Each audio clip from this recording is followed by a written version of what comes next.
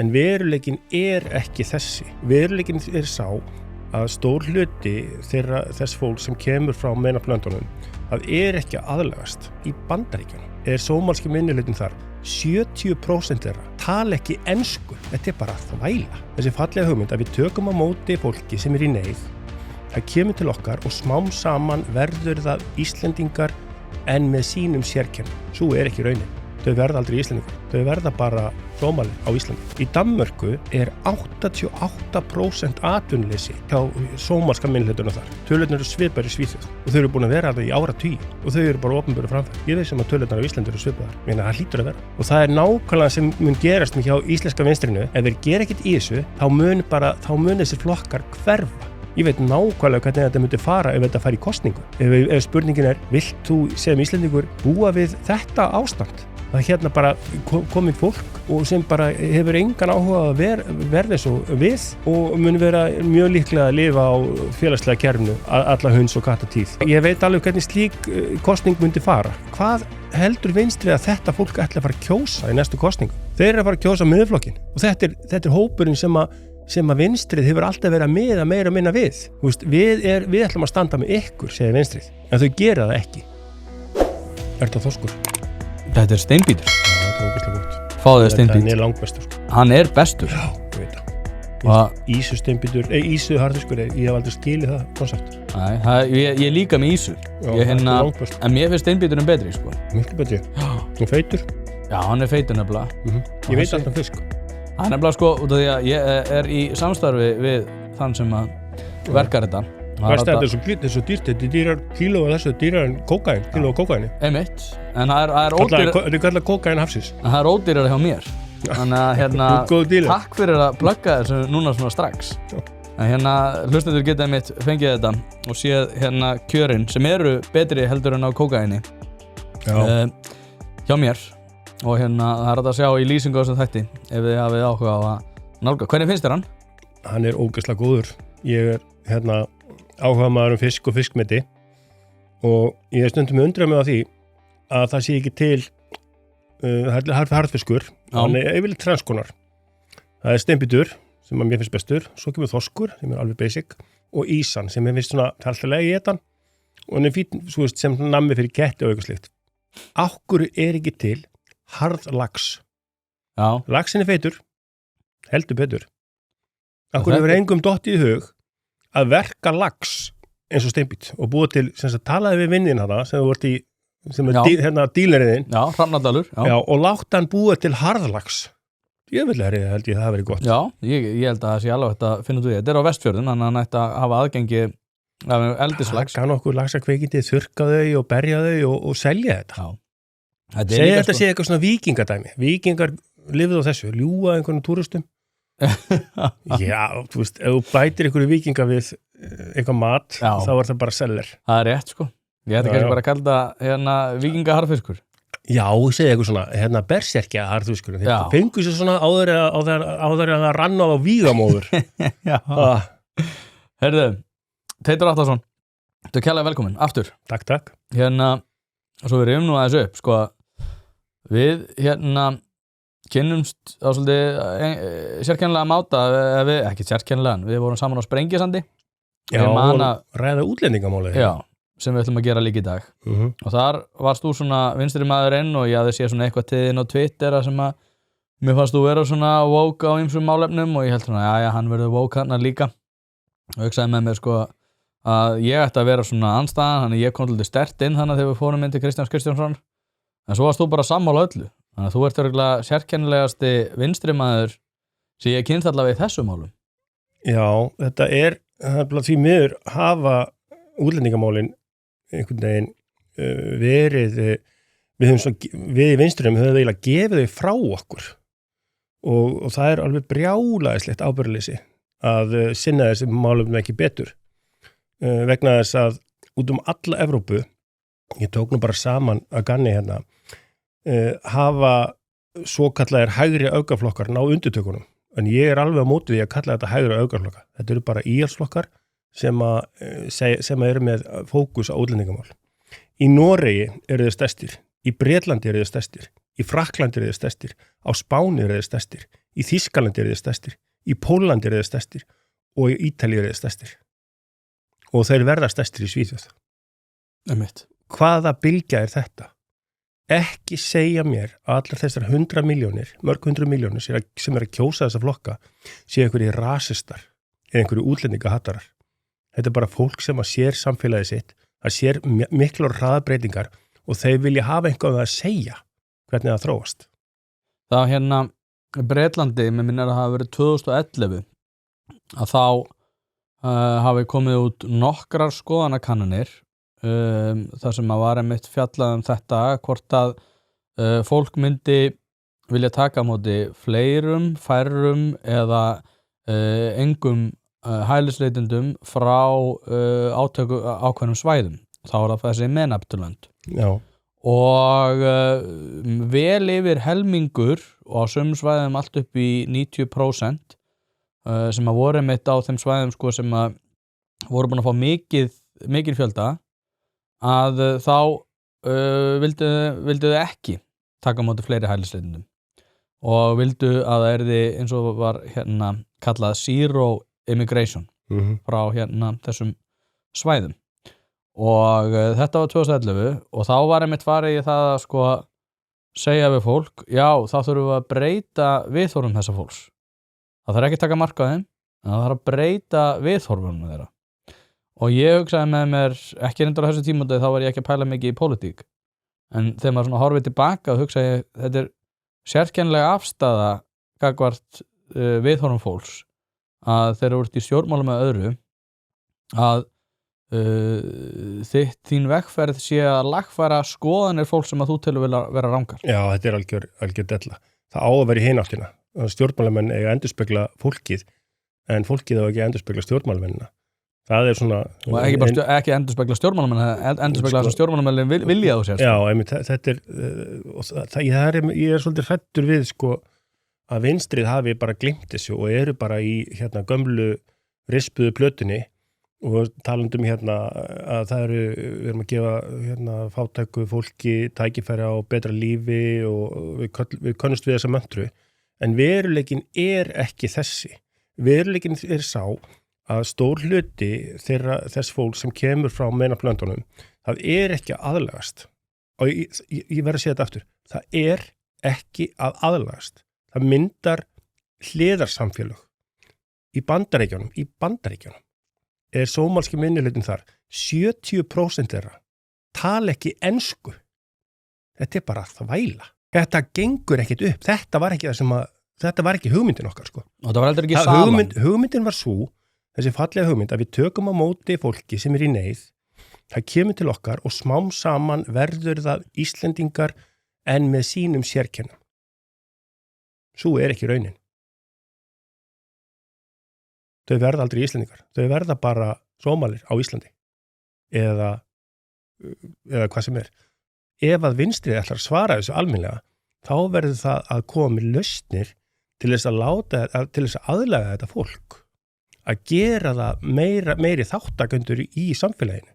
Í Danmörku er 88% atvinnuleysi hjá sómalska minnihlutunum þar.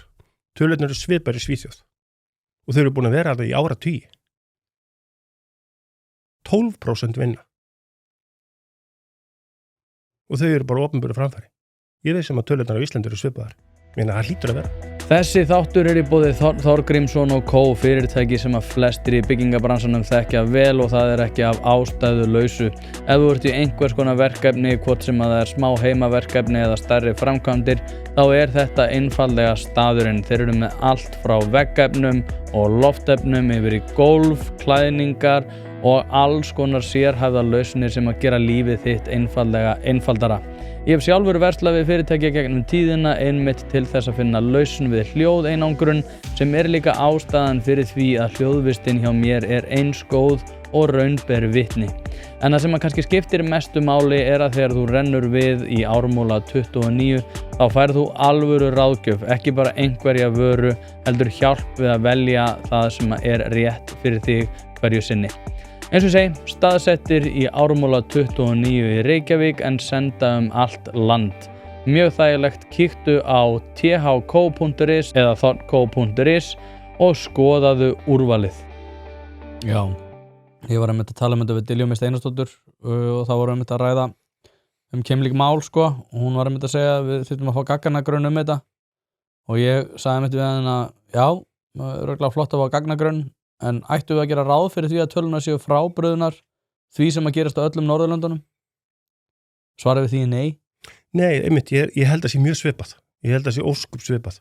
Við erum reynda 10 árum á eftir sem gerir okkur, setur okkur í alveg frábæra stöðu vegna þess að Danir, sem eina þjóðin sem einhvern veginn hefur tæklað þessa hluti, þau halda skrá yfir brotlega þegna landsins og láta það fylgja með hvaðan alltaf fólk kemur. Og þá kemur ljós að sumir hópar, aðalega fólk frá meðalblöndunum, þau eru með margfalt hærri brota tíðinni á kerru eitthvað slíkt, en það verst, sko, og það eru alveg 3 sinnum meira heldur en bara meðal Daninn, sem fæddur í Danmörku og á danska foreldra. En skuggalegu tíðindin sem gerist í þessu, að börn þessa fólks, það er svona 10 til 12 sinnum líklara til þess að komast í kast í lögin. Og ég var vitni að þessu þegar ég bjó í Svíþjóð fyrir 10 árum síðan. Þá gerðu innflytjenda krakkar sem eru fædd í landinu sér að leik að kveikja í bílum á bílastæði.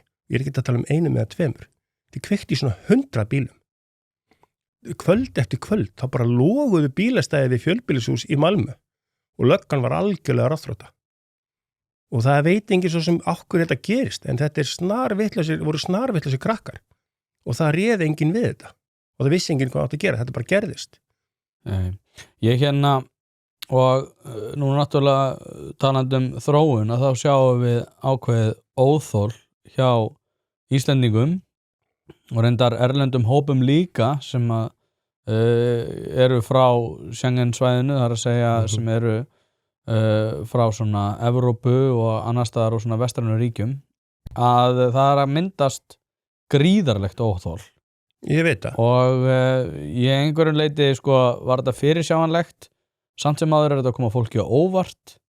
Og ég held að það sem að öll Evrópa tók eftir, það var þessi ógeðslega árás þarna á Norður Írlandi, þar sem að heyrnarlaus maður hafi verið að reyna að skera á honum hausinn og einhver kall frá Alsíri eða hvað hann var, Súdan, stakk úr honum augun í leiðinni. Þá var allt brjálað og ég held að öll Evrópa tók eftir þessu og í náttúrunni er það þannig með engisprettur, tegundina engispretta, þegar að stofnin verður ákveðið stór þá breytist hann breytist með þessi útliti, það verða svona grængráar á litin í staðin fyrir að vera grænar, það verður svona meiri átt að vera gular og það er að haga sér öðruvísi og það er þessi engisprettu faraldrar sem koma öðru hverju upp. Ég held að það sem hafi nákvæmlega gerst með umræðuna og ástandið í Evrópu, við erum bara að verða vitnaði núna, að umræðan er að breytast. Fólki er orðið bara alveg sama þótt að einhver kalliða rasista eða útlendingahattara eða eitthvað þaðan að vera. Þeim er bara alveg sama. Þeir vilja bara fá einhverja breytingar. Og þetta er að gerast við miður og við vitum eiginlega ekki hvað þetta endar. Þetta gæti enda út í skurði, en þetta gæti, og ég held að þetta endi ekki vel, satt best að segja. Nei, ég er alveg hættur að sjá í rauninni þann veruleika þar sem að þetta endar vel og við erum að sjá sko einhverju leiti eru stjórnmálamenn að átta sig, við erum að sjá til þess að Evrópusambandið er núna og ætlar að grípa til mikilla inngripa. Já, hverjum hefði dottið það fyrir ári síðan? Það er bara óhugsandi. Þannig að þeir eru bara með miklu harðari immigration politík heldur en var áður. Og í Svíþjóð líka, þeir voru að breyta lögunum þar. Það er nú sósíaldemókratar við stjórn og það gengur út á það að ef þú ert búin að vera ákveðið lengi í landinu og aðlagast ekki komið vinnu eftir ákveðin tíma, kannt ekki tungumálið, kannt ekki helstu reglurnar og hagaðar eins og bjáni, þá þeir bara vísað úr landi. Þá bara ferða aftur heimtíðin. Þannig að þeir eru búin að gefast upp á þessu. Og Svíar eru langþreyttasta þjóð sem að hægt að hugsa sér. Þeir eru alltaf að ýta frá sér öllum vandamálum. En þeir eru að vakna upp við vondan draum. Og hérna hvernig það endar hjá þeim blessuðum. Ég veit ekki hvernig það fer. En það fer ekki vel. Ég get bara alveg sagt það. Nei. Þetta verður stóra málið í evrópskum stjórnmálum næstu áratugina. Það er flóttamannamálin. Já. Og hérna, þú veist, á Íslandi er hlutfall útlendinga af þjóðinni 20-22%. Flestir eru bara fínir. Þetta ekkert vesen. Það bara ákveðin hópur sem sem passar ekki þarna inn. Nei, og það þú veist, ég veit ekki, mann sko seinast við vorum að ræða þetta, þá varst mér eitthvað óþægilegt að tala um þetta. Ég held að þau óþægindi sko fara þverrandi bæði meðal almennings og annara út af því að afleiðingarnar af því að ræða þetta ekki eru svo margfalt óþægilegri. Ég veit að það ákveðið þetta sem að mér dætti og svo heyrði ég hérna einhvern stjórnmálamann í samfélkingunni að þessi spurning kom upp og þá kom hérna bilaða platan, já ég þekki marga múslima og þau eru alveg frábært fólk og duglegt og þau bara reka sína fara í vinnuna mótna. Jú, það alveg til sko. En við erum ekkert að tala um það fólk. Og þetta snýst ekki trú, minnst það alltaf svolítið skrítið, þetta snúist trú eða hörnslit. Þetta snýst menningu og menningabakgrunn. Ef þú hérna kemur úr menningu sem gjör ólík þeirri sem að við erum alveg upp við. Þá rekur þú þig á annarkvort hotn í okkar samfélagi. Og þú veist, það ekkert við umburum ekki umskurð kvenna, punktur. Við umburum ekki barnagiftingar. Nei, við gerum það ekki. Mér alveg sama hvað hver segir. Að gifta 9 til 10 ára stelpu, það bara passar ekki inn í okkar litróf. Og það alls konar svona mál. Og svo þetta til dæmis afstæða til þess að taka þátt í samfélaginu. Hún hjá mörgum þeim hafa engan áhuga á því. Og bara vinna ekki, safna bara einhverjum félagsbótum og sem að við bara, sem íslenska yfirvöld bara afgreiða bara eins og bara einhverju sjálfstýringu sem mjög skrítið. Það eru peningar skattborgarana. Og ef ég myndi óska einhvers sem að stjórnmálamenn myndi gera bara almennilega úttekt á hvernig þetta dreifist og hver reglan. Upplýsingarnar eru til, það bara taka þið saman. Já, þú sagðir hérna síðast þessi setning satt svolítið í mig sko. Þú sagðir eitthvað á það leið, lýstir einhverjum veruleika í Danmörku og sagðir ég þekki Danan. Daninn þolir þetta ekki. Nei, ég veit það, þeir eru alveg grjótharðir og enda Mette Frederiksen, hún er sósíaldemókrati og hún eini stjórnmálamaðurinn á Norðurlöndum sem hefur tekið á þessu og hún var skömmuð svo fyrir þetta hérna á íslenskum sósíaldemókratum og sænskum og norskum en þegar uppi staðið þá hafði hún rétt fyrir sér og hefur það enn. Hún er alveg með þetta og það sem ég var að tala óþólið, hvernig óþólið í Danmörk orðið að þeir voru að banna bænakall í landinu. Þú veist, þetta ætti nú ekki að fara í taugarnar á mörgum en þeir eru komnið þangað.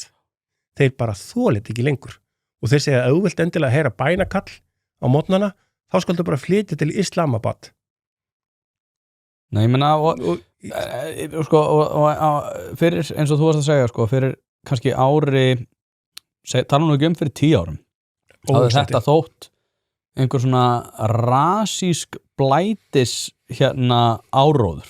Þetta hefði verið óhugsandi og fyrir mér sko, mér hefði þótt að óhugsandi að bara láta sér þetta í hug en ég skil þetta alveg núna þótt að þetta bænakall myndi ekki fara í taugarnar á mér prívat, þá ég bara að reyna að setja mig í spor þess að fólks sem að þolir þetta ekki og það ekki bara því þeir þola það ekki að vera alltaf að gefa eftir svæði fyrir eitthvað sem þeir kunni ekki við eða skilji ekki eða vilji ekki hafa í sínu samfélagi. Nei. Og það það kemur ekki óvart að Svíar færi sömu leið. Nei. Nýr samstarfsaðili þessa þáttar er Kaldi. Kaldi er bruggaður á Árskógssandi þar sem að hreint íslenskt lindarvatn og vandað handverk fara saman. Kaldi er fyrsti handverksbjór Íslands og hefur frá upphafi lagt áherslu á gæði, hefð og gott bragð. Notast er við vandað hráefni og klassíska bruggaðferðir sem skila fersku og hreinu bragði sem að Íslendingar kunna svo vel að meta. Hvort sem þú ert að fara að njóta rólegrar stundar, hitta góða vini eða fagna sérstöku tilefni, þá er Kaldi alltaf vel við. Stolt norðlenskt handverk, bruggað af metnaði síðan 2006 og skál fyrir því. Jú, kæru hlustendur, hlaðvarpið er í samstarfi við fyrirtæki sem að vilja gera hlutina almennilega og eitt af þeim er að sjálfsögðu Alvörubón. Alveg eins og þetta hlaðvarp leitast við að auka viðnámsþrótt samfélagsins, eykur Alvörubón endingartíma bílsins með því að halda honum hreinum og fínum. Hringið í síma 5880705 eða sendið á alvörubón@alvörubón.is. Nú ef þú vilt einfalda þetta fyrir þér enn frekar þá kíkjuru bara á staðinn af Viðarhöfða 2A og lætur fagmenn sjá að bíllinn þinn sé hæfur til þess að vera séður á götunum.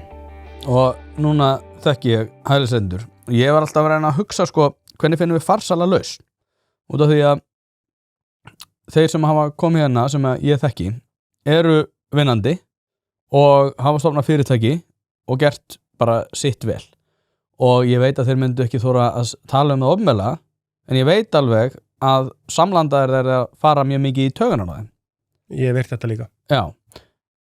Málið er það að við erum með algrími sem að virkar ekki. Það er að segja, við erum með hælisleitendakerfi þar sem að þú getur komið hérna inn og svo ertu að framfæri hins opinbera nánast eins og þig listir. Já, þetta er óþolandi. Það er engar kröfur. Engar kröfur. Já. Og ég er alltaf að segja, ok, hælisleitendakerfinu verður hvað sem er lokað. Það skiptir engu máli hvernig þú hagar málunum.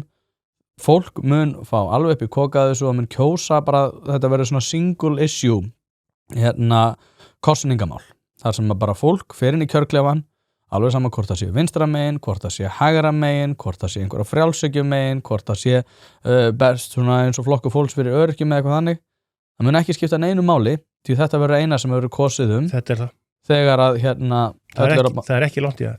Nei, það er mjög stutt í það. Þess vegna er ég alltaf að segja, ok, eins og þú varst að nefna, við erum 10 árum undan og út af því að fólk er alltaf að segja við mig staðan er nú ekki slæm hér og ég þoli ekki þegar fólk segir þetta. Við erum 10 árum á eftir Danmörk og Svíþjóð. Þess vegna er ég alltaf að segja ég þoli ekki þegar fólk segir við mig að við séum 10 ára á eftir út af því einfaldlega, og þannig að það fer ekki tjónum þegar þú segir út af því að þú talar á annan máta, en þá er fólk einhvern veginn að reyna að afsaka það að við þurfum ekki að vera að grípa í taumana.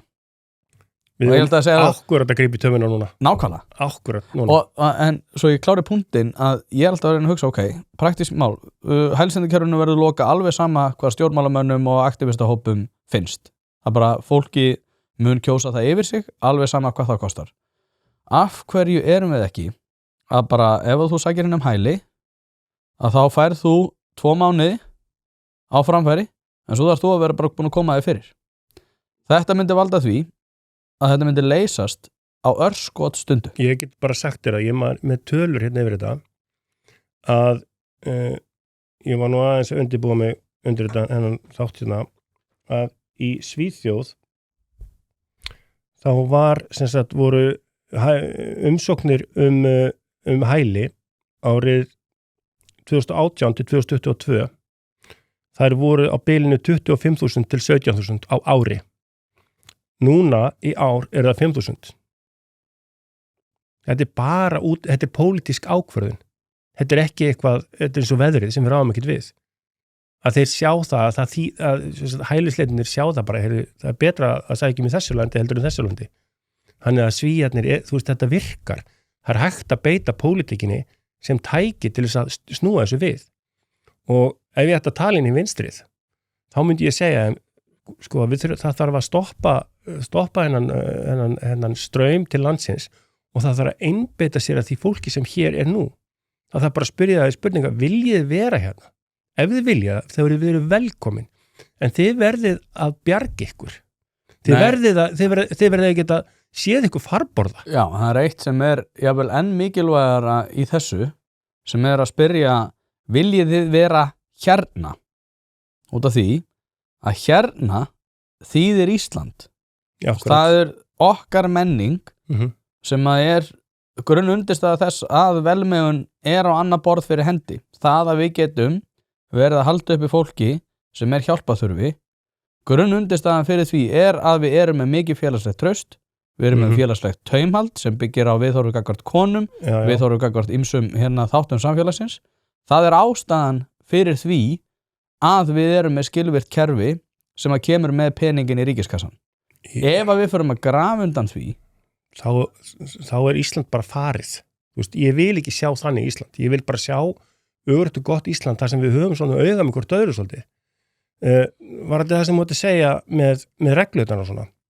þá voru mál þegar ég bjó þarna í Svíþjóð 10 ára síðan þá voru komið upp mál með umskurð kvenna og það voru meira sér sögumir sem sögðu bara þetta menningarlegur fjölbreytni og þetta yndislegt og allt það við skulum bara gefa þetta veita þeim skjól og við erum fjölmenningarsamfélag hvað sem það nú þýðir en það var nú samt sem áður ákveðið að eftir japl og uml að banna þetta við skal gerist þá komu bara kettlingar frá Sómalíu eða Eþíópíu eða hvaðan þetta var með glerbrot í tösku þau gerði þetta bara í heimahúsi viljum við það þetta það svo erfitt að stoppa þetta það þarf hugarfarsbreytingu og hjá rosalega erfiðum hóp það væri spennandi að gera könnun á þessum kynfæra limlestingum hérna á Íslandi Já, Diljomist það kemur nú eitthvað í ljós ég myndi nú að halda það Já, og ég heldur reyndar að sko rétturúnaðurinn hefur valdið ákveðinu svona högti í þessu út af því að þú ert mjög mikið svona glits í matrixinu ert svona vinstra megin í stjórnmálum ert samfélkingamaður en ert alveg á svona þveröfugu máli í þessu en samt á þeim grunni að þetta sé það skynsamlegast að vera vinstrið og ef við kannski bara dokum aðeins við þennan punkt sem komst með í upphafi að vinstri menn sé að gefa þetta upp á bátinn og bara færa hægrimönnum bara í hendurnar bara pólitísk bara völd næstu áratugina hvernig heldur að þessi hugarfarsbreyting geti orðið á svona þeim sem eru þér sammála í flest öllum öðrum málum Ég með 2 orð Keir Starmer hann var kosin með hann krati, hann var kosin með miklu meirihluta stórsigur á alls konar og lofaði að gera alls konar hluti meðal annars að stoppa bátana sem koma frá Fraklandi og hann ætlaði að gera eitthvað í flóttamannamálunum og innflytjendamálum veist hvað hann gerði?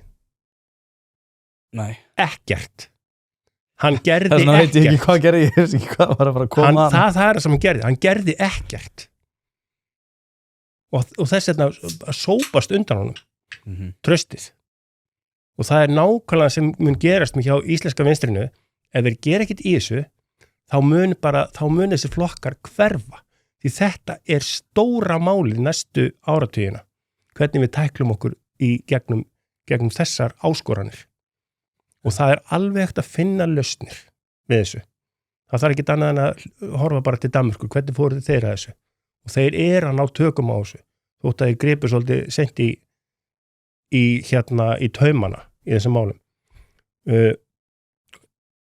varðandi og svo kemur þetta svolítið inn á sko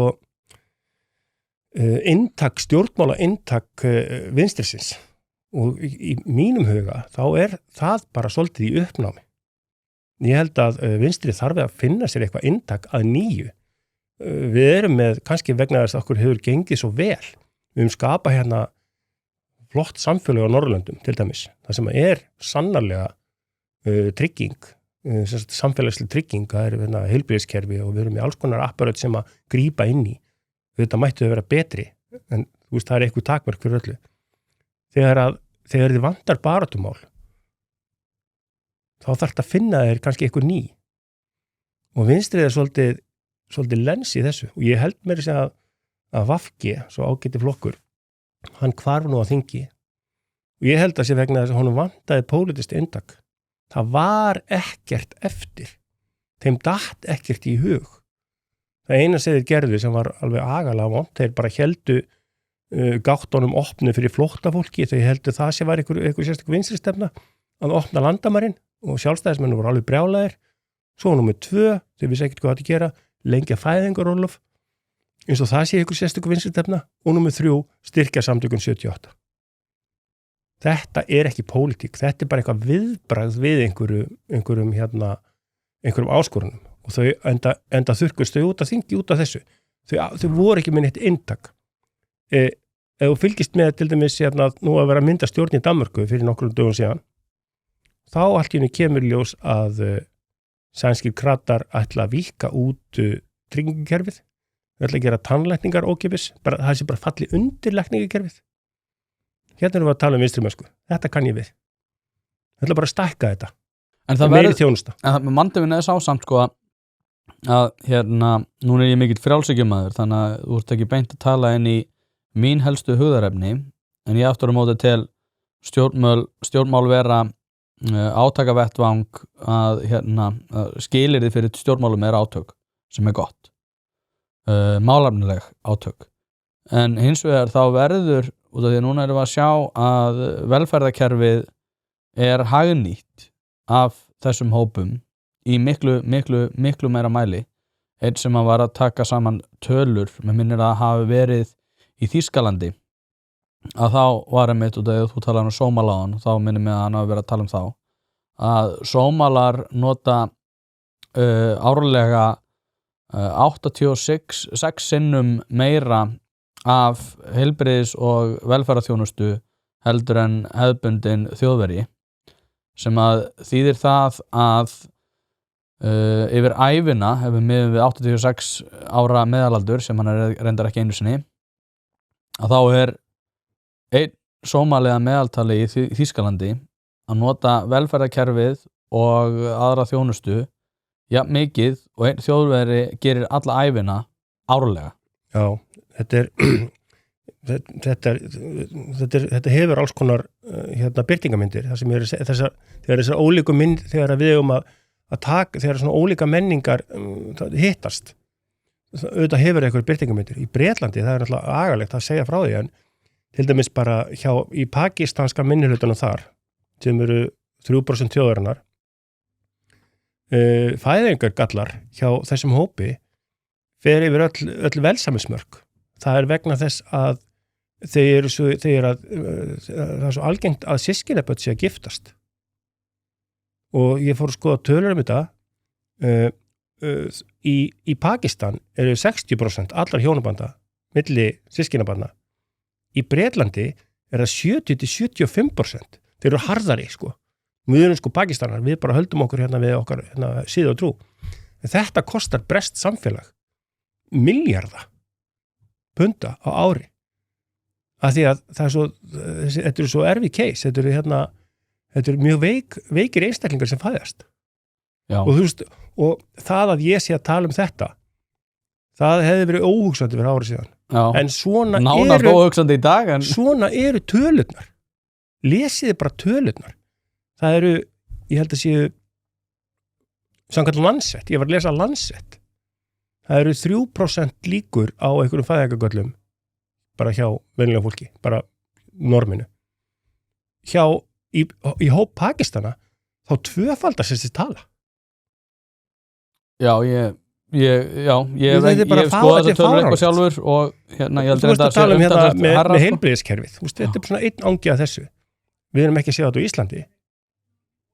Nei. Sem betur fer. Já, sem betur fer og einhverja leiti eitthvað sem við ættum samt að vera að huga að við lendum í. Ég myndi til dæmis fastlega, ég held að sé góð hugmynd að breyta hjúskaplögum í þessum efnum. Þetta er bara stórfurðulegt. Ef þú ert með stjörnu í rúðinni eða þarft að fara í gegnum einhvers konar bílrúðu athugun, þá ferðu að sjálfsögðu á polsen.is. Ég prófaði þetta sjálfur, var með stjörnu í rúðinni og fekk bílinn eftir örskamma stund og málið dautt. Ofan á það að veita úrvalsþjónustu í þeim efnum getur þú einnig fundið hið ýmsa á vefverslun þar sem bæði eru seldir varahlutir, ljósabúnaður, ferðavörur fyrir bílinn, reiðhjólavörur, smurefni og margt fleira. Þannig að ef þú ert að drolla við viðhaldið eða bílrúðuskiptin þá mæli ég bara með því að þú hættir því, farir á polsen.is og letir klára málið í dag. Já, og ég líka, ég veit það ekki, sko, ekki það ég vilja eitthvað að vinstrimönnum fara að ganga eitthvað betur, sko.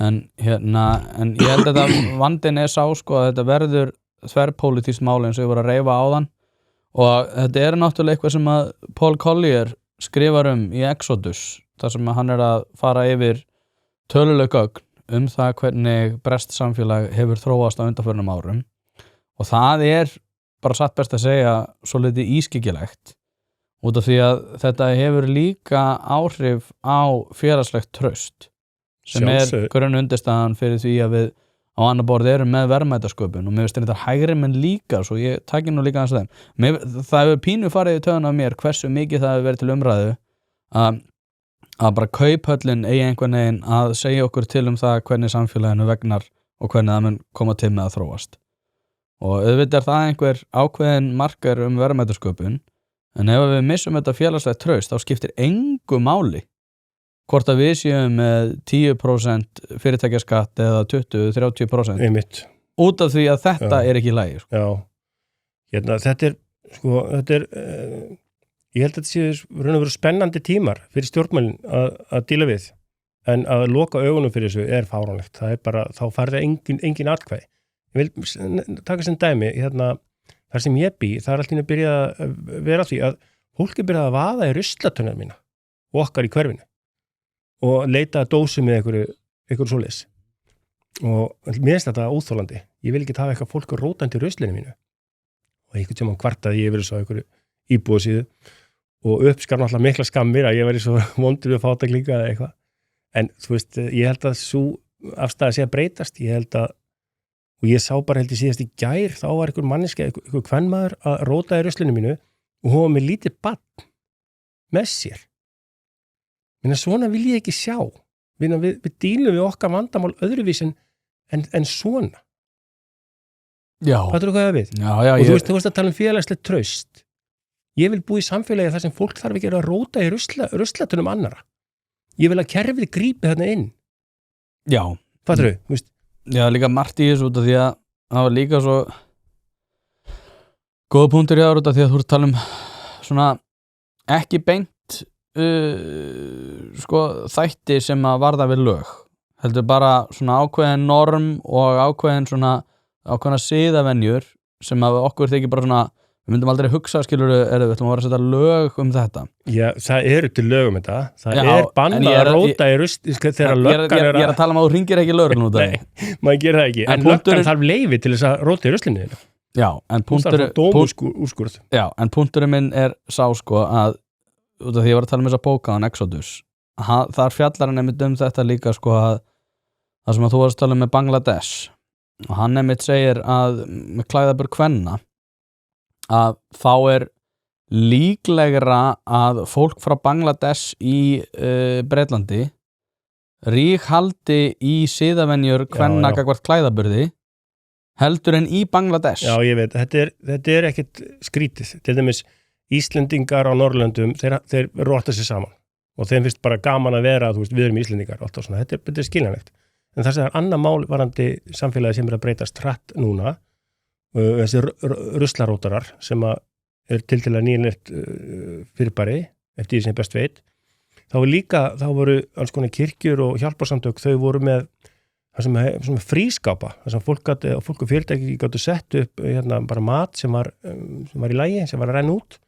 sem það þurfti að henda og setja inn í frískapana það þurfti að hætta við þetta af því það var setið það og það voru slagsmál fyrir utan frískapana þannig að það var bara hætt við þetta og þau hugsaðu bara þú veist, það mátti reyna þannig að það þarf að fara ykkur aðra aðferðir þannig að við erum að standa frammi fyrir áskorunum sem við höfum aldrei sem við skiljum ekki alveg ég skil ekki fólk sem situr ískáp með fríum mat ég skil ekki fólk sem fer í ískáp með fríum mat og tæmir ískápin en þetta bara staðreyndin þetta það sem að gerast og það var hætt við þessa góðu og fallegu hugmynd út af þessu fólk tók bara allt, það tæmdi bara frískápin beið eftir einhverjum sem kom frá Ég veit að Netto var ofta fylla á þessa skápa, bara hér og hvar. Beið bara eftir Netto-bílnum. Tæmdi. Og þá var þetta náttúrulega sjálfhægt. Þannig að við erum hérna, minnst þetta leiðilegt. Minnst leiðilegt að búa í samfélagi sem er eigið þessu. Það sé ekki hægt að einu sinni hafa þetta, því þetta er góð hugmynd. Og hún er góð hugmynd á alls konar levelum. Hún er góð hugmynd varandi fólk sem á ekki pening, hún er góð hugmynd varandi að endurnýta mat, og hún er góð hugmynd að hún kannski segir það að það er allt í lagi að gefa mat, og það er allt í lagi að þiggja mat. Og þú þarft ekki að vera blanku til þess. Þetta er bara svona hringrásin í liði. Og mér finnst þetta leiðilegt að þetta hefði mistekist. Já, en hvað hérna, og það ég var að tala praktískar lausnir frá mínum bætur síðan. Hvernig sér þú fyrir þér? Það er hægt að því að ég menna Þorbjörg Sigríður að taka á þessu. Hún að taka ákveðinu svona að mínum að þið vetlingataks hérna ráðum sem hún segir þó ekki vera lokið og það muni koma meira upp úr hattinum síðan meir. Fólk hefur miklu minna fólk ekki sympatíst svo í sletti gagvart Málstað Solaris og fleiri svona samtaka sem að berjast fyrir hagsmunu þeirra sem að minna mega sín. En hvernig sér þú fyrir þér svona farsæla lausn á þessu? Ég held að hún blasir við. Það þarf að stoppa hérna þessa pressu á landamærin og það þarf að taka utan þetta fólk sem að hingað hefur leitað. Og það kostar peninga. Og það þarf að hjálpa þeim að fóta sig í samfélaginu og taka þátt í samfélaginu. Svo hefur ekki verið raunin. Hingað til hefur þetta bara verið þannig að þeir eru bara hleypt inn í landið, þú fær dvalarleyfi, þú fær íbúð hjá félagsbústöðum og þú fær 212.000 kall á mánuði, allir fullorðnir. Og síðan ekki söguna meir. Það þarf að hjálpa þessu fólki meira og það kostar miklu meira að gera. Svo þurfum við líka bara að hver vill í raun og veru vera hérna? Er þetta boðlegt? Bæði fyrir viðkomandi hælisleitandi eða flóttamann og fyrir Íslands samfélag. Hvernig verður að spyrja okkur að því? Ég veit nákvæmlega hvernig þetta myndi fara ef þetta fari í kosningu. Ef spurningin vilt þú sem Íslendingur búa við þetta ástand? Að hérna bara komið fólk og sem bara hefur engan áhuga að verða svo við og mun vera mjög líklega að lifa á félagslega kerfinu alla hunds og kattatíð. Ég veit alveg hvernig slík kosning myndi fara. Ég sagði við Þorbjörgu Sigríði, ég held að það var fyrsta spurning sem ég spurði hana, ég sagði, leyfum þjóðina að ráða í útlendingamálum.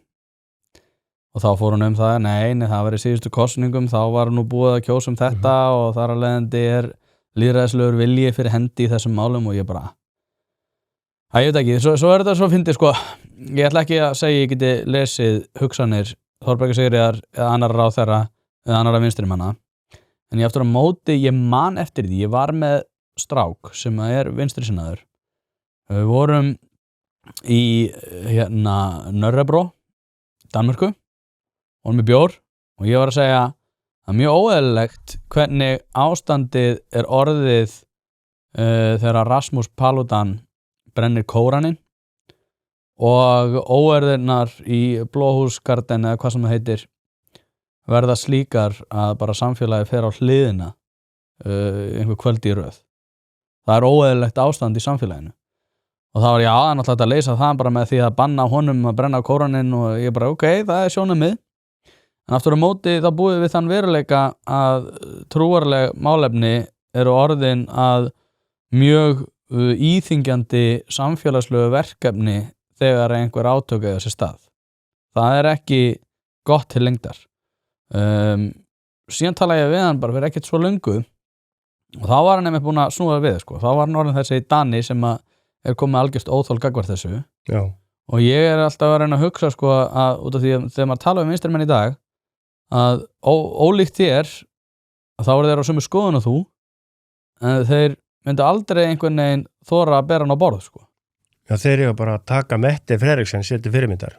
Hún bara, eða danska jafnaðarmenn, það er engin vandi að tala um þetta. það stór hættulegt að gera það ekki, það bara fáránlegt ef þið vilja að vinstrið þurrkist út, þá skulle þið þegja þetta og tala hvað allt sé frábært eða eitthvað annað sem skiptir engu máli varðandi vinstrið sem að talar ekki þetta, það ekki með þessu fólki í stegagangi, það sér það ekki hverjum degi og talandi til dæmis verst settu Íslendingana sem að hinga til að kannski geta reitt sig á frískápa eða hvað sem þeim finnst þetta náttúrulega alveg óþolandi að þeir séu einhvern veginn jafn rétt háir og fólk sem nýkomið til landsins talar ekki tungumálið, hefur engan áhuga að læra það og bara komin bara í sömu stöðu og hefur meira aðgengi að félagslegri þjónustu. Já, og hvað heldur vinstrið að þetta fólk ætla að fara að kjósa í næstu kosningum? Þeir að fara að kjósa miðflokkin alltaf og þetta hópurinn sem að vinstrið hefur alltaf verið að miða meira minna við. Þú veist, við ætlum að standa með ykkur, segir vinstrið, en þau gera það ekki og þetta sorglegt. Hlaðvarpið í samstarfi við fiskhúsið.is. Fiskhúsið.is heildverslun fyrir veitingamenn sem vilja það ferskasta og það besta fyrir sína kúnna. Hvort sem það fyrir veitingareksturinn, hótelreksturinn, mötuneytið eða hvað annað, þá ferðu inn á fiskhúsið.is til að sjá það gríðarlega úrval sem að strákarnir hafa upp á að bjóða. Ef að þú vilt hið ferskasta og hið besta, þá gerir þetta sjálfsögðu almennilega, ferðin á fiskhúsið.is. Það ekki til sú spurning sem að strákarnir hafa ekki svarið við, þannig enn og aftur fiskhúsið.is til að fá ferskasta og besta fiskinn á landinu. Já, ég veit ekki, sko, mér finnst stemmingin hafa breyst á skömmum tíma. Ég búin að vera að tala þessi mál síðan 2015. Og skrifa greinar og fleira og eitthvað þannig. Og ég hef alltaf verið svona, mín ástæða hefur ekkert breyst svakalega mikið nema hún hefur orðið, svo ég noti þennan einföldunar ás, þrátt fyrir að hann áeil ekkert við útlendingamálum, vinstri hægri, og þá hef ég orðið hægri sinnaður í þessum málum. En það hefur fyrst og fremst verið út af værukærð einhvern veginn alls samfélagsins gagnvart þessu. Sko, það var á Facebook, þá voru einhverjar umræður þessi mál og það var einhver breskur aðili sem að tjáðu sig þetta og það var, hann talaði alveg, ég skildi alveg hvað hann var að segja. Hann sagði sko, fram undir svona 2015, þegar arabíska vorið varð, þegar allt logaði hérna í óerðum í allir í norðanverðri Afríku og Arabalöndunum, þá breyttist konseptið, þangað til hafði bara vestrið tekið á móti fólki, ekkert endilega flóttafólki, þetta bara fólki sem vildi setja stað og byrja nýtt líf, það fólk bara integreraðist. Það bara fólk reddaði sér vinnu og það bara stofnaði sín fyrirtæki eins og vinnu þinn og þetta bara gekk ágætlega. Eftir arabíska vorið, þegar þessi holskefla kemur yfir, þá breytist þetta. Það bara kemur hérna einhver skari af fólki sem ekki að fara að laga sig að siðum Evrópubúa, bara langt í frá. Hann nennir ekki að læra tungumálið, hann nennir ekki að vinna, það heldur upp í sínum og tekur frá sér ósiðina frá heimalandinu. Ég segi þetta bara hér nú, það eru ósiðir. Og ætlast síðan til að við segjum ekki neitt eða gerum ekki neitt. Ég meina þetta getur ekki orðað annað en einhver árekstur á þessum hópum. Og þetta hafa þetta sumir í íslensku pólitík og í evrópsku pólitík notfært sér, en ekki hvað. Þau hafa bara býsna góða málstað. Og eins og til dæmis Svíþjóðademókratarnir sem að allir töldu að veri óalandi og óferjandi og þeir veri afsprengja nasistaflokk Svíþjóðar og þeir væru svona, það var talað brjálæðislega og þau voru algjörlega útskúfuð úr pólitísku samhengi í landinu. Þangað til núna. Þangað til að flokkurinn er orðin 25-30%. Þetta einhvern veginn sama sagan líka allstar þetta sama sagan allstar. Það bara þangað til að þú getur ekki virt þetta vettu í. Já, þá verða hinir að segja, heyrðu, ok, þið eruð ekki nasistar, þið eruð ekki rasistar. Þetta ástand óþolandi, við höfum að gripa inn í þetta. Mér langar líka, sko, mér finnst þetta að vera óháð því hvað öfl þetta eru, því að ég held að það sé ekki merkilegast að breyta í þessu. Merkilegast að breyta í þessu pólitísk eftirspurn og ég held að sko, getur vel verið að þessum vinstrimönnum finnist ennþá Svíþjóðdemókratar og aðrir AfD og allir þessi flokkar. AfD alveg með mjög sérkennilega stefnuskrá, sko. En það sem kannski merkilegra að ég held að þeir get ekki, það ekki stjórnmálafli sjálft sem þeir get ekki lengur virt að vettu í, heldur það kjósendinni. Já, ég veit það. Þetta eins og með engisbrettu líkinguna sem komið á hann. Þegar engisbrettu stofnin hann ákveðið stór, þá breytist hann og hann myndar svona þessar svarma eða þessar miljardar af engisbrettum sem bara eyðileggja allt sem í þeirra vegi. Það þetta sem að gerist og þegar að umræðan komin þetta orðin svona heit og orðin svona erfið, þá fólki alveg sama hvað það kýs. Það vill bara eitthvað annað en núna og sennilega tilbúið að kjósa einhvað sem lengst í burtu frá þeim. Og ég held til dæmis að þetta sé ástæðan fyrir því að uppgangi Trump á sínu tíma. Að því Bandaríkin hefur alltaf verið ákveðin barómet á stjórnmál í heiminum. Og það var meðal Bandaríkjamaðurinn, eins og Michael Moore orðaði það. Hann sagði að þeir kusu bara ekkit einhvern. Þeir kusu bomb thrower inn í Hvíta húsið. Þeir kusu sprengjukastara. Og það alveg rétt. Vegna þess að þeir voru búin að gefast upp á hinum. Þeim var alveg sama, þeir vildi bara fá einhvern brjálæðing. Hann hlýtur að gera þetta allavega eitthvað rétt. Vegna þess að hini gerðu allt rétt. Sko, þeir gera bara eitthvað annað. Eitthvað annað. Vegna þess að hini gerðu það ekki. Þeir voru algjörlega í ruglunni. Og við sjáum hvað setur, ég veit það ekki. Ég nú engin aðdáðandi Donald Trumps. En kannski var hann eitthvað sem að kalla á söguleg nauðsynni eða eitthvað. En maður ætlar að grípa til svona anstíkilegra orða úr þriðaríkinu. Ef ég væri nægilega anstíkilegur, þá myndi ég titla hennar þátt Trump var nauðsynleg forseta. Nei, ég meina, þetta var nasistar í þriðaríkinu, þeir töluðu að innrásin inn í Rússland væri söguleg nauðsyn, svo fann maður að hugsa, byrju söguleg nauðsyn, byrju hvað því þetta? En það náttúrulega astnalega orða hjá mér, en kannski var bara Trump rétti maðurinn þá fyrir ótrúlega graman kjósendahóp sem var búin að fá sér fullsattan af blaðrinu í hinum. Það orðatiltæki, ég man nú ekki fyrir hvernig það var notað, en það var einhver stjórnmálamaður sem að sagt var að hann væri frábær stjórnmálamaður með vittlausa kjósendur. Ja. Það að segja að hugmyndir hans voru svo frábærar samkvæmt honum, en bara kjósendur vildu það ekki. Já. Og þetta svolítið þannig sko að það má kannski segja það að út af því að mér finnst Trump að sama skapi eins og við vorum að tala með hægriflokkana, mér finnst Trump miklu áhugaverðara fyrirbæri, það ég horfa á hann sem fyrirbæri sko, hann ekki endilega, hann afleiðing ákveðin svona óþóls eða hvað já, óþóls og bara værukerðar og líka ákveðina svona fyrirlitningar á ákveðinu fólki sem að hugsa ekki eins og þú að hugsaður ekki eins og þú bara þekkir ekki þinn veruleika. Já, það eiginlega betur orðið komist. Fólk sem að vinnur baki brotnu og Ameríkanar sko ógeðslega dugleg þjóð. Þeir alltaf að vinna, þeir rosalega vinnusamir. Og gerði könnun á útlendingum á Íslandi. Hverju var ólíklegastir til þess að þiggja félagsbætur á Íslandi? Bandaríkjamenn. Þetta eru dugnaða forkar. Og þegar að dugnaða forkurinn fær nóg, þá ertu komin yfir einhver mörk sem þú fer aldrei tilbaka úr.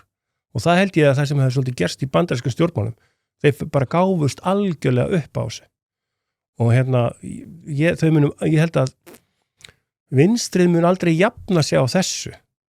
Ég hef svolítið áhugrið því að vinstrið þarf að ná svolítið vopnu sínum að nýju. Ég veit ekki alveg hvernig það gera það, en ég myndi horfa til dæmis bara til Danmerkur eins og ég sagði á hann.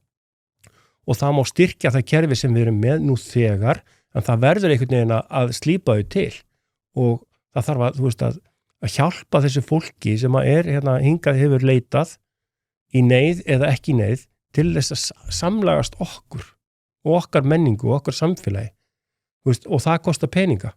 Ég veit ekki hvort íslenski kjósendur séu tilbúin í það. Nei. Evrópusambandið, við vorum að sagðan, þeir eru einhvern veginn komnir á þann stað að þeir ætla að taka mjög hart á þessu. Já. Það var klappað á Evrópuþinginu þegar það var ákveðið að herða sem sagt, reglurnar sem varða ólöglega innflytjendur. Einmitt.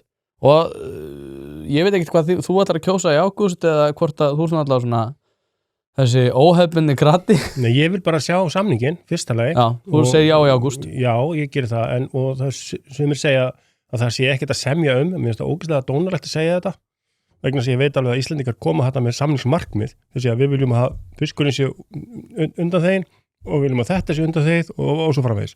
Það er náttúrulega samningsmarkmið, sjáum hvað setur, en það er dónalegt og ruddalegt að segja við það er ekkert að semja Já. En við vorum að tala aðan sko vinstrið og áskorinni vinstrisins sem að ég hef áhyggjur af og inntakið. Það má til dæmis laga skattkerfi á Íslandi. Það má breyta því og í dag er það þannig að við nú bara taka saman tölur og ég var að tala við manneski sem ég þekki sem að er bara loðin og lóana, veit allt efnahagsmál og það er ekki að vinna handtak þessum eftir ævinnar. Og þessi manneski sagði mér það að var þetta fjárfestingar að staðan er slík núna að var þetta ef þú átt pening þá þarft ekki til fjárfesta. Það dugar þér að eiga bara peningin á bankabók. Þú veist, eins og í gamla dag þegar maður setti fermingapeningin á bankabók, vextirnir eru svo háir að sá sem á 200 milljónir inn á bankabók sem er slatti, en þetta er kannski einbýlishús og erfir einbýlishús eða eitthvað, eða þú veist, það er hellingur af fólki sem á 200 milljónir pluss. Þetta eru tugir þúsunda. Ef þú á 200 milljónir að bók, þá ferð þú í vexti á ári 14 milljónir. Þetta eru laun, sem sagt. Þetta eru ágætis laun. Og af þessu, þá borgar þú 22% skatt. Mér finnst það að breyta þessu, sko. Mér finnst þetta alveg galinn. Og við hvað hann sagði líka, þessi manneska. Þau fyrirtæki sem eiga mikið eigið fé, eins og til dæmis útgerðin, eins og til dæmis stóru heildsölunar og bara milljónamæringar út alla trissur, vaxtatekjur af eigið fé hjá stóru fyrirtæki duga fyrir launakostnaði. Þú þarft ekki einu sinni að hafa áhyggjur af rekstrinu. Þú þarft bara að hafa peningin á bók og þá er þetta bara á autopilot. Og það eru þetta fólk sem er mest á móti því að Ísland taki upp nýjan gjaldmiðil. Þá hverfur þetta eins og dögg fyrir sólu. Hlaðvarpið eins og þið vitið er í samstarfi við harðfisksverslun Hrafnadals. Nú er ég búinn að selja töluvert af þessum gæða harðfisk og hafa viðtökunar verið hreint útsagt ótrúlegar. Þetta er valsað upp á gamla mátan, sjósaltað og kemur til þín ferskt. Nú býð ég bæði upp á ísu og steinbít sem að kemur á roðinu, alveg eins og þú vilt hafa hann, þurrkaðan að sjálfsögðu í vestfirsku fjallalofti og eins og ég segi, viðbröðin hafa verið vonum framar þannig að ég þarf ekki einu sinni að vera í neinni væntingastjórnun. Sendu e-mail á hrafnadalur@proton.me en hlekkin og verðupplýsingar má einnig finna í lýsingu á þessum þætti. Já, Talandum mismunun. Talandum mismunun. Það er svo gott heitir að við fundum eitthvað til að vera ósammála sko. Fyrsta lagi með það að sé eitthvað til að semjum. Þú sagði að vera ruddalegt og dónalegt að segja að sé ekki til að semjum. Já, það er það. Það er það. Já, það er bara þá ætla ég að vera ruddi og dóni. Já. Út af því að, sko, ástæðan fyrir því, það er ekki út af því að eitthvað ég tel að Evrópusambandið sé svo ruddalegt eða Evrópusambandið sé eitthvað kölski eða eitthvað þannig. Aftur á móti þá horfi ég á þær forsendur sem að Evrópusambandið þarf að horfa upp á. Að ef að við erum að fara þannig inn sem 400 manna þjóð með einhverja sérlausnir sem að þeir segja svona í hálfkæringi að séu fyrir hendi, þá er það alltaf tímabundið þar sem að við þurfum. Það er ekkert víst, það er ekkert alltaf tímabundið. Leið mér að klára þetta. Það bara kemur ljós þegar búið að semja. Við skulum bara hafa einn rudda og dóna henninni. Það er til varanlegar undanþágur. Nei, það eru til en það er ekki búið lengur. Víst. Og Evrópusambandið talar mjög í gríð og erg. Ég látum bara reyna á það. Já, Teitur, býtu. Ástæðan fyrir því ég tel að það sé heimskulegt er að það er við erum með forsendur sem að myndu þá þurfa að taka sjávarútvegs og landbúnaðarmálum og við erum að tala varanlegar undanþágur gagnvart ákveðnum köflum Evrópusambandsins. Það verður ekki fyrir hendi út af því að ef að við myndum fá slíkar undanþágur að þá eru smærri þjóðir út af því að við erum með 200 mílna lögsögu sem að þýði það að Spánverjar, Portugalar og fleiri sem að reiða sig á sjávarútveg segir, heyrðu, það einhver forrík þjóð að koma hérna inn og hún fær sérlausnir á þessum málum. Við ætlum að fá það líka. Við skulum bara sjá hvað kemur upp úr samningunum. Já, en ég veit ekki hvað Spánverjar eða Portugali segja um þetta, en þetta að sjálfsögum fara til Evrópusambandsins og segja, það kemur ekkit hérna, þú veist ekkit hvernig samningarnir fara, þú bara hefur ekkit hugmyndu það frekar en en ég held að þeir sem eru á móti Evrópusambandinu, þeir eru bara mest hræddir um það að við kemum bara skikkalegu samningur upp úr töskunni. Já, og þá skulum við rífast, þá skulum við rífast, en ekki hérna, ég er með þig hérna núna, við skulum rífast núna. En þá getur við sagt, sko, hérna, ef kemur ykkur taska og þú segir, við skulum ekki kíkja um þessa tösku. Nei, við verðum að vita hvað stendur í samningnum. Já, við verðum alveg að vita, það er ekki, Spánverjar eru svo illa við samninginu, þetta er svo ekki hægt. Það er ekki hægt að segja svona, við verðum að sýna bara smá ef þessu ekki. Allavega ekki hugleysi, eins og andstæðingar þessara kosningar eru sekir um. Þetta eru bara, í mínum huga, þetta eru bara algjöru aular sem vilja ekki einu sinni sjá hvað er í boði. Hvað er það fyrir? Því að þú varst að kalla mig rudda og dóna. Og aula. En málið er það, að hérna, sko, mér er eiginlega sama hversu góður samningurinn er því. Mér myndi þykja heimskulegt að ganga hann inn. Einfallega út af því að núna hef ég verið að lesa bæði Eurotragedy og Crisis Circle sem er evruna og Evrópusambandið. Ég er hrifinn því að taka bara mynd og ég er sammálaður í sambandi við vaxtatekjur en ég reyndar held að það sé út af því að við höldum ævintýralega heimskulega utan okkar peningamál sem við getum reyndar sjálf ráðið fram úr. Hins vegar að þá þegar maður skoða Draghi-skýrsluna og annað að þá eru horfur innan Evrópusambandið sérstaklega var það samkeppnishæfni, nýsköpun og annað þannig úr garði gerðar að Evrópusambandið mun koma til með að dragast á samkeppninni og það er, við dölum að klára, það er eitraður kokteil sem að Draghi nefnir þannig, það sem er orka sem hefur dregið úr samkeppnishæfni. Það er hátt orkuverð, sérstaklega á jarðefnaeldsneyti sem að veldur því að þeir geta ekki búið til það raforkukerfi sem að myndi skapa þá svona endurnýjanlegu orkuparadís sem að þeir ætla að búa til. Þannig að þeir eru búin að koma sér í gríðarlega vond mál og við ætlum að fara að taka upp það regluverk. Þannig að ég ætla að játa það að mér er alveg sama hversu góður samningurinn yrði að það að við ætlum að taka upp allt þetta regluverk yrði fatalt, það yrði feigðarflan. Þú heldur að Evrópusambandið sé land. Er það rétt? Heldur, er Evrópusambandið land? En þeir eru að berjast fyrir því að verða sambandsríki. Nei, það er ekkert rétt. Það er alls ekki rétt. En ég alveg, ef þú ert þar samkvæmt Schumann-samningnum var það bara frá upphafi. Ef þú ert þar, ef þú heldur að Evrópusambandið sé land eins og margir þaðir, þá skiljið þið alveg. En við eigum ekki að miða okkur við eitthvað meðaltal Evrópusambandsins, við eigum að miða okkur við meðaltal þjóðana í kringum okkur sem við erum alltaf að bera okkur saman við. Til hvers? Til þess að fá einhverja rétt að mynda með einhver niðurstöðu. Við getum ekki borið saman þjóðarframleiðsla mann við hjá frá Íslandi og inn í Portugal. Við vitum alveg að þjóðarframleiðsla mann er miklu hærri á Íslandi.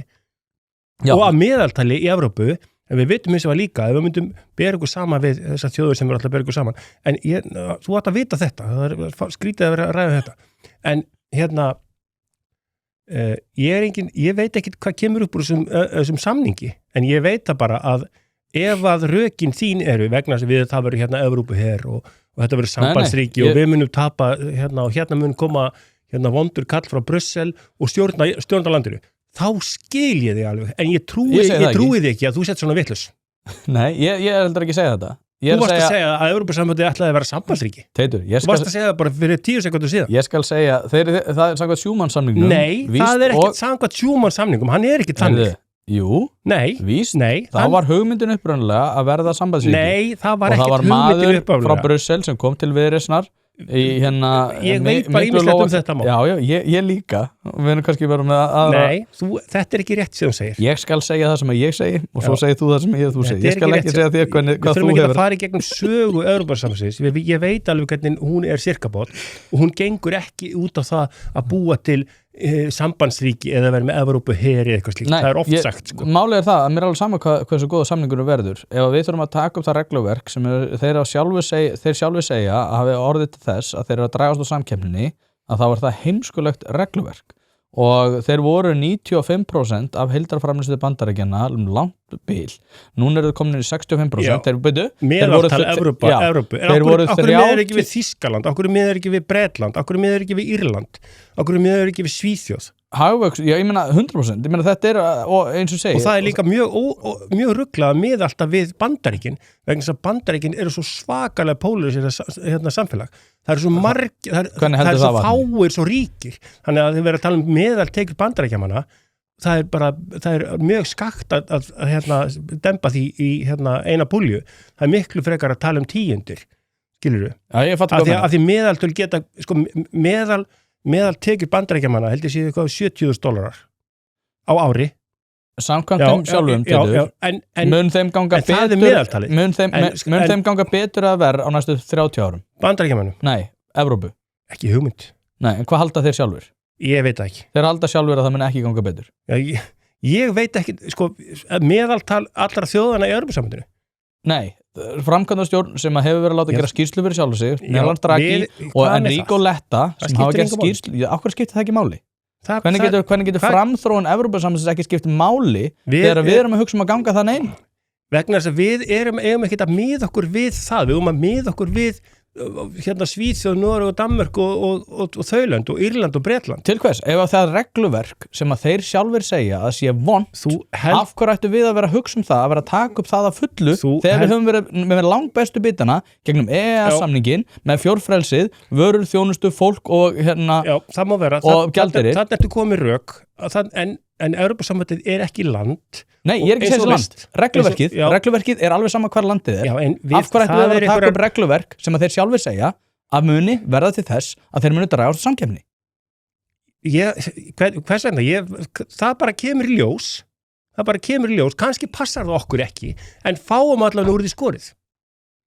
Þeir segja sjálfur að regluverkið sé þess eðlis. Já, það getur verið eitthvað skýrsla eða eitthvað. Ég veit ekki hvað þetta tala um. Af hverju ættu við að vera íhuga það að ganga inn í regluverk sem að er eitthvað sem að þeir sjálfur segja að muni verða til þess að þið dragast samkeppni? Eða kemur eitthvað skýrsla, þú veist, það getur komið önnur skýrsla á morgun eitthvað. Ég veit ekki hvað að tala um. Ég bara þekki þetta ekki.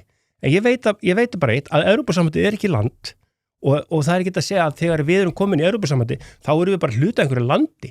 Það er ekki þannig. Það er enginn mun að segja það. Bíddu, ég ætla að segja þetta, með Evrópusambandið, það er svolítið eins og FIFA, alþjóða knattspyrnusambandið. Ef þú stofnar fótboltalið og þú vilt vera í FIFA, þá þarf þetta að sækja það. Og þá segir FIFA, Evrópusambandið, ok, ef þú ætlar að vera fótboltalið, þá verður að vera með svona marga leikmenn, þú verður að gera svona, þetta eru reglurnar sem gilda. Ef þú settir ekki við það, þá ferð ekki FIFA. Nákvæmlega. Já, þetta er bara svona mjög góð punktur. Þetta er bara svona regluverk, þetta er ekki land.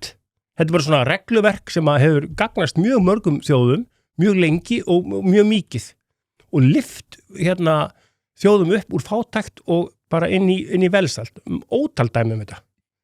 Og þetta getur,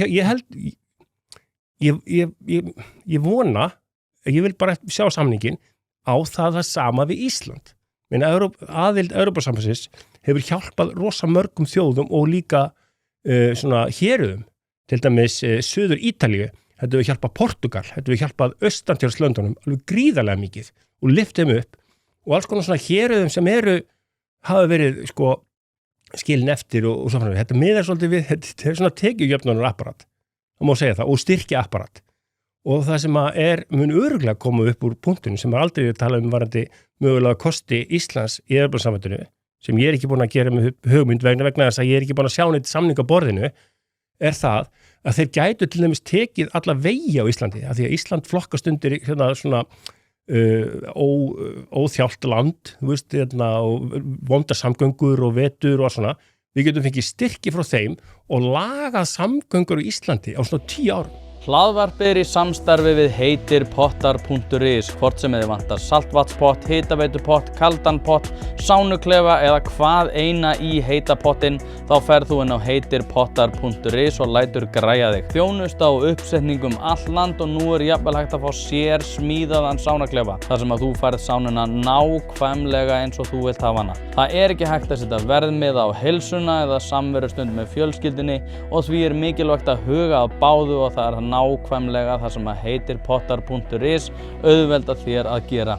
Hvort sem þú ert að endurnýja gamla pottinn eða gera þetta frá grunni, þá getur þú sendt skilaboð á netinu eða bara einfaldlega kíkt í verslunina að Fosshálsi 13 en þar opið alla virka daga milli 10 og 17 og á laugardögum milli 10 og 14.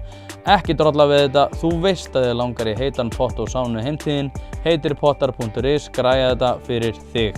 Já, og bara göng, brýr, neymit. Evrópusambandið myndi borga? Nei, Evrópusambandið borgar ekki neitt og við myndum borga meira en í Evrópusambandið heldur en við myndum fá tilbaka. Ekki þessu tilfelli? Jú, í þessu tilfelli líka. Nei, ekki þessu tilfelli. Af hverju ekki? Þú veist ekkert það vegna þess að það ekki samningur á borðinu. Nei, þú verður að hætta þessum maður. Sko, klárum þetta aðeins. Á ég segja skak og mát? Nei. Já, ég mátaði þig á það. Nei, ég veit ekki segja það. Tekið dreng og talar það á hann. Við myndum verða nettó greiðendur inn í þetta samband. Pavel Bartos ekki búin að viðurkenna það, Þorgerður Katrín hefur viðurkennt það er algerlega augljóst. Þegar þú talar tekið dreifingu, af hverju ættu Íslendingar að vera að komast inn í samband þar sem að við myndum greiða meira inn heldur en við myndum fá tilbaka þegar að við erum að fara niðurgreiða einhverja tilvist á Suður Ítalíu. Já, þetta er góð spurning. Þetta er góð spurning. Eins og allar hinnar? Nei, þetta er í alvöru góð spurning. Sko, ég veit það ekki, en ég gæti trúa því að svari var einhvern veginn að hagurinn kæmi þá í auknum viðskiptum eða eitthvað slíkt. Það myndi koma einhvern veginn frá. En ég held í alvörunni, það sé rétt hjá þér, að það mun koma að því að Íslendingar munu borga meira inn í sjóðu Evrópusambandsins heldur að þeir myndu fá úr þeim. Já. En það er hins vegar... Það er góð hugmynd? Ég veit það ekki. Það fer eftir hvað við fá, eins og ég myndist á að Evrópusambandið myndi sennilega malbika alla vegi á Íslandi og búa til góða samgöngur. Ef það kæmi einni púlíu, og svo myndi við borga eitthvað með. Ég veit ekki alveg hvernig þetta er vegna þess að það er ekki samningur á borðinu. Hann er í töskunni sjálfur sem þú þorir ekki kíkja onni í einu sinni.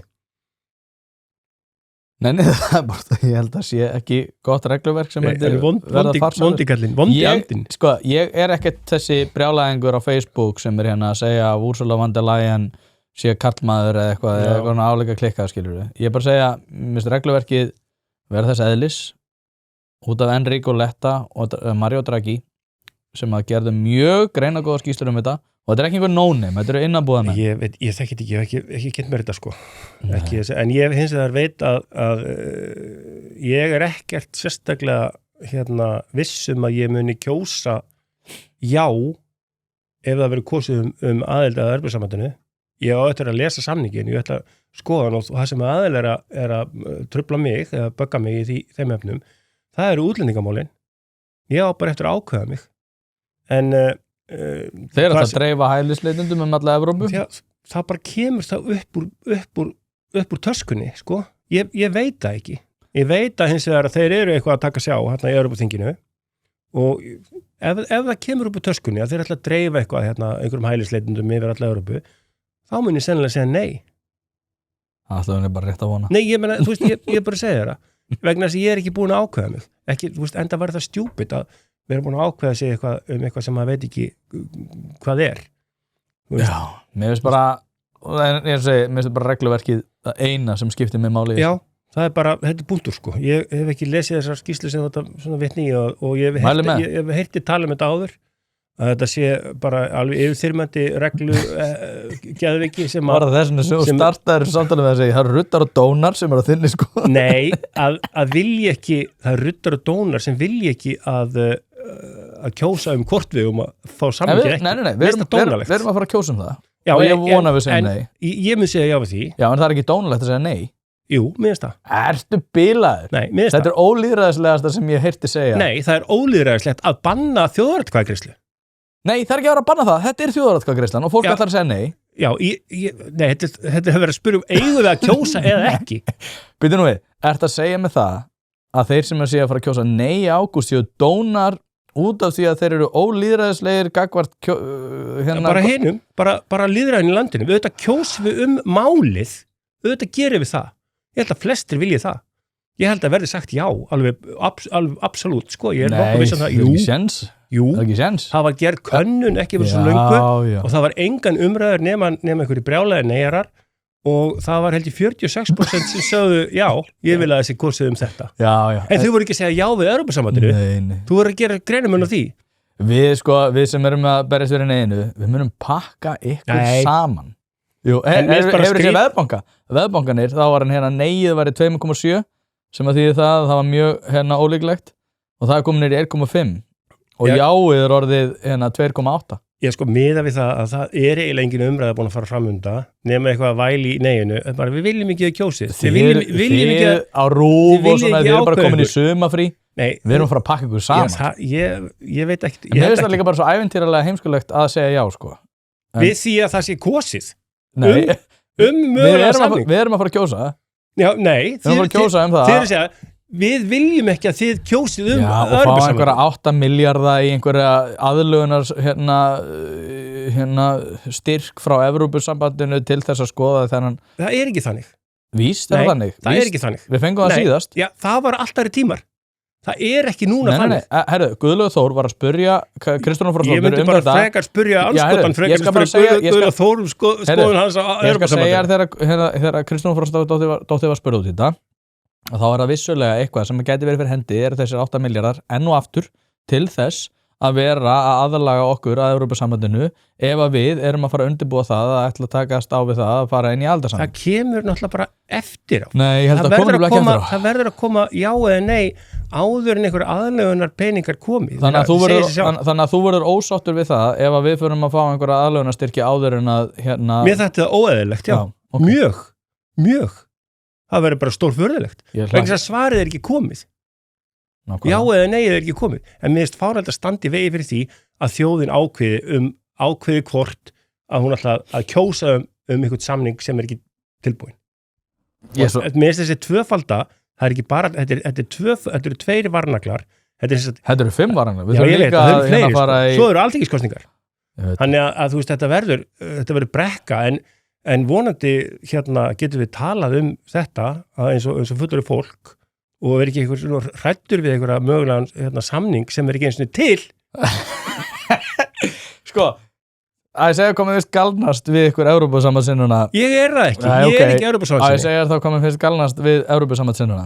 Er núna þessi sala sem að þú ert núna geinkeyptur fyrir, sem að er svo hérna, Evrópusambandssinnuna er búin að vera bara, já, göngum í Evrópusambandi, svo kemur að því hérna þeir eru komnir og þá kannast þeir nú bara ekkert við þetta. Ég veit ekkert hvað getur verið í þessu.